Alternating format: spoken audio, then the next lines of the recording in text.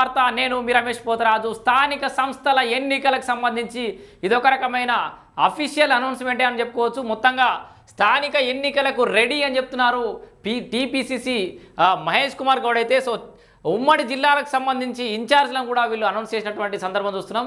So మనం ఇందాకనే ఈరోజు ఉదయమే చెప్పుకున్నాం స్థానిక సంస్థల ఎన్నికలు ఉండయా. సో ఇది ఎందుకు జాప్యం జరుగుతుందని చెప్పేసి పొద్దుగానే అనుమానం అయితే వ్యక్తం చేసినాం. దానికి సంబంధించి ఒక వీడియో కూడా చేసినాం. సో చాలా వరకు ఎందుకంటే ఈ బీసీ కులగణన ఏదైతే ఉందో, బీసీలకు 42% రిజర్వేషన్ ఏదైతే ఉందో ఆ అంశానికి సంబంధించి బ్రేకులు పడుతున్నాయి. ఇటు రాష్ట్ర ప్రభుత్వం ఈ కులగణన చేసి బీసీ రిజర్వేషన్ చేసి అటు కేంద్రానికి పంపించినప్పుడు కూడా పార్లమెంట్లో ఈ బిల్లు ఆమోదం కాకపోవడంతో దానికి చట్టబద్ధత రాలేదు. కాబట్టి ఈ స్థానిక సంస్థల ఎన్నికలు జాప్యం జరుగుతుంది. దేశవ్యాప్తంగా జనగణనతో పాటే కులగణన చేస్తామని చెప్పేసి కేంద్రం చెప్తున్న నేపథ్యంలో ఈ తెలంగాణ రాష్ట్రంలో ఇప్పట్లో ఈ కులగణన ఈ రిజర్వేషన్ అమలు అయ్యేటట్లేదు. ఈ కాంగ్రెస్ సర్కారు స్థానిక ఎన్నికలకు పోయేటట్లేదు అని చెప్పేసి అయితే చాలా వరకు అనుమానాలు వినబడ్డాయి. కాకపోతే స్థానిక ఎన్నికలకు మేము రెడీ అంటున్నారు కాంగ్రెస్ పార్టీ వాళ్ళు.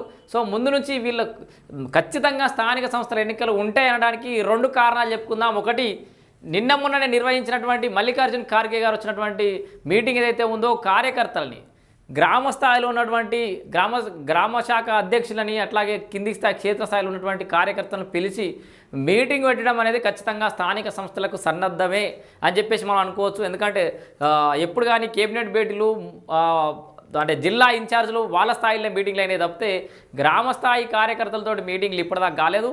సో ఇప్పుడు గ్రామ స్థాయి కార్యకర్తలతో మీటింగ్ అయిపోయింది. సో ఒక రకంగా కాంగ్రెస్ పార్టీ ఎత్తుగడ స్ట్రాటజీ అనుకోవచ్చు. మిగతా పార్టీలని అండ్ మీడియాని జనాల్ని కొంత పక్కదో పట్టించి స్థానిక సంస్థలు ఇప్పటి ఉండేటట్లేవు అని చెప్పేసి కొంత అందరూ ఇట్లా డీల్ అయిపోతున్న టైంలో వాళ్ళ పని వాళ్ళు చేసుకుంటూ వచ్చారు.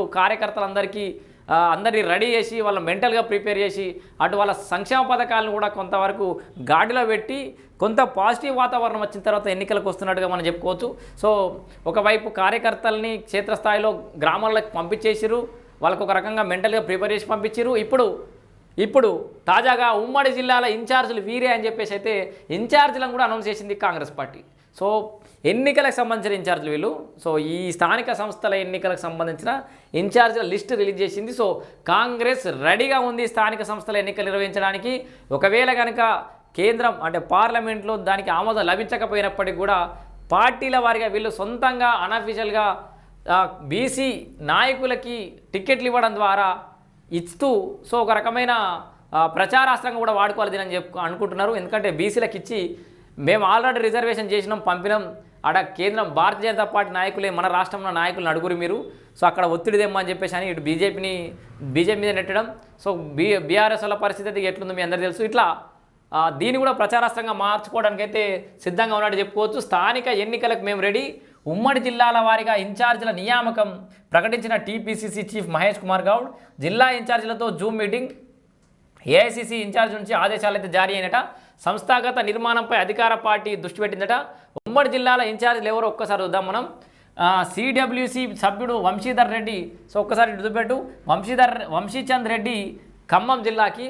అట్లాగే ఏఐసీసీ కార్యదర్శి సంపత్ కుమార్ నల్గొండకు. మంత్రి అడ్లూరి లక్ష్మణ్ కుమార్ వరంగల్ జిల్లాకి.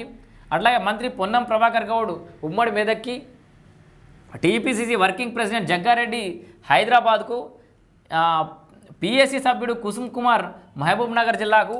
ఎంపీ అనిల్ యాదవ్ ఆదిలాబాద్కి. ఎమ్మెల్సీ అద్దంకి దయాకర్ కరీంనగర్కు. వక్ఫ్ బోర్డు చైర్మన్ అజ్మద్ హుస్సేన్ నిజామాబాద్కు. ఎస్సీఐటీ చైర్మన్ శివసేన రెడ్డి ఆయనకు రంగారెడ్డి జిల్లాకు అయితే బాధ్యతలు అప్పగించారు స్థానిక సంస్థలకు సంబంధించి. సో ఇక్కడ ఒకసారి చూద్దాం. ఈ విషయాలు చదివిన తర్వాత అసలు స్థానిక సంస్థల ఎన్నికలలో సంబంధించి ప్రకటన ఎప్పుడు ఉండబోతుందో కూడా తెలుసుకునే ప్రయత్నం చేద్దాం. రాష్ట్రంలో 1-2 నెలల్లో స్థానిక సంస్థల ఎన్నికలు జరగాల్సి ఉండగా అందుకనుగుణంగా అధికార పార్టీ సన్నద్ధమవుతోంది. లోకల్ బాడీ ఎలక్షన్స్ తమ సత్తా చాటాలని కాంగ్రెస్ వ్యూహాలు రచిస్తున్నట్లు తెలుసోడైంది. ఆల్రెడీ వ్యూహాలు రచిస్తున్నారు, అది క్లియర్ అయిపోయింది. దీనిలో భాగంగానే తాజాగా ఉమ్మడి జిల్లాలకు ఇన్ఛార్జీలు నియమించింది. ఇది స్థానిక సంస్థల ఎన్నికలకు సంబంధించి మాత్రమే. ఇవాళ ఉమ్మడి జిల్లాల వారీగా ఇన్ఛార్జీలను టీపీసీసీ చీఫ్ మహేష్ కుమార్ గౌడ్ అయితే నియమించారు. వెంటనే రంగంలోకి దిగాలని చెప్పేసి కూడా వాళ్ళకి ఆదేశాలు జారీ చేసినట్టు కూడా తెలుస్తుంది. ఏంది, ఏఐసీసీ ఇన్ఛార్జ్ మీనాక్షి నటరాజన్, మహేష్ కుమార్ గౌడ్ ఈ మేరకు 10 మంది ఉమ్మడి జిల్లాల ఇన్ఛార్జీలతో జూమ్ మీటింగ్ నిర్వహించారు. కాగా ఇన్ఛార్జీల విధి విధానాలు మీనాక్షి నటరాజన్ ప్రకటించారు. త్వరలో గ్రామ స్థాయి నుంచి జిల్లా స్థాయి వరకు కమిటీల నిర్మాణం చేపట్టాలని, ఈ నేపథ్యంలోనే వెంటనే రంగంలోకి దిగాలని ఏఐసీసీ ఇన్ఛార్జ్ ఆదేశించారు. సంస్థాగత నిర్మాణాన్ని వెంటనే పూర్తి చేయండి అని టీపీసీసీ అధ్యక్షుడు మహేష్ కుమార్ గౌడ్ ఇన్ఛార్జీలకైతే సూచించారు. అటు ఇప్పటికే పార్లమెంట్ నియోజకవర్గాల వారీగా ఉపాధ్యక్షులు, ప్రధాన కార్యదర్శులను టీపీసీసీ నియమించిన విషయం తెలిసిందే. సో ఆ ఉపాధ్యక్షులను డీసీసీ వీళ్ళందరూ టీపీసీసీ ప్రధాన కార్యదర్శులను అందరూ కూడా ఆల్రెడీ టీపీసీసీ నియమించిన సంగతి తెలిసిందే. అయితే ఇప్పుడు స్థానిక ఎన్నికలకు సంబంధించి వీళ్ళందరినీ కూడా నియమించింది కాంగ్రెస్ పార్టీ. ఇక్కడ క్లియర్గా ఒకవేళ కనుక స్థానిక సంస్థల ఎన్నికలు నిర్వహించాల్సి వస్తే సో ఎవరైనా కోర్టుకు పోతే ఎట్లా అనే ఆలోచన కూడా చేసి పెట్టింది కాంగ్రెస్ సర్కార్. స్థానిక ఎన్నికలకు సంబంధించి స్థానిక ఎన్నికల మీద అనేక అనుమానాలు ఉండే చాలామందికి చాలా రోజుల నుంచి వెయిటింగ్ అవుతుంది, కాంగ్రెస్ ఇక నిర్వహించేటట్టు లేదు అని చెప్పేసి. సో బలంగా మనకి ఇక కాంగ్రెస్ పార్టీ స్థానిక ఎన్నికలకు పోబోతోంది అనే సంకేతాలు ఇచ్చింది మల్లికార్జున్ ఖర్గే.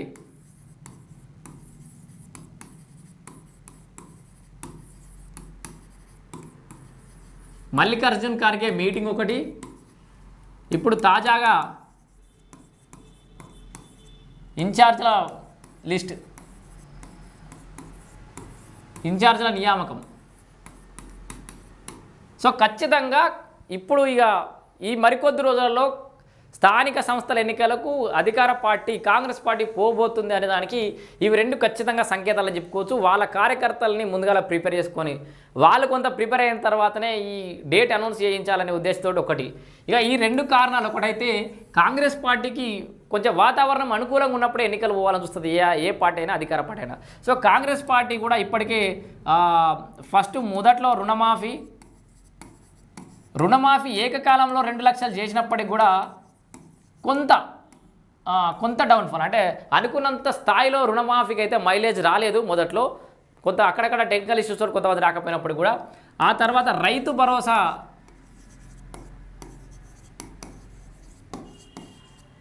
భరోసా సూపర్ హిట్ అయిపోయినట్టే. సన్న బియ్యం పంపిణీ,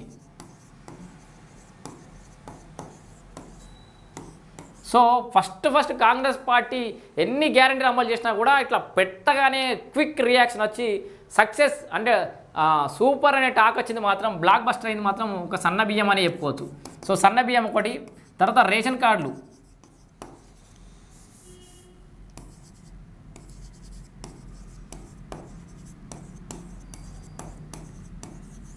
సో రేషన్ కార్డులు కూడా ఆల్రెడీ నిరంతర ప్రక్రియ కొనసాగుతోంది. చాలామందికి రేషన్ కార్డులు కూడా వస్తున్న సందర్భం చూస్తున్నాం మనం.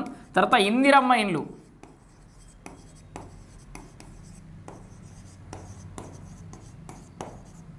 సో ఇందిరమ్మ ఇండ్లు కూడా దాదాపుగా 4,50,000 ఇండ్లను ఇప్పుడు మొదలు పెట్టాలనుకున్నప్పటికీ, అంటే వీళ్ళ లక్ష్యంగా పెట్టుకున్నారు. దాంట్లోకి ఒక 3 లక్షల ఇండ్లు శాంక్షన్ చేశారు.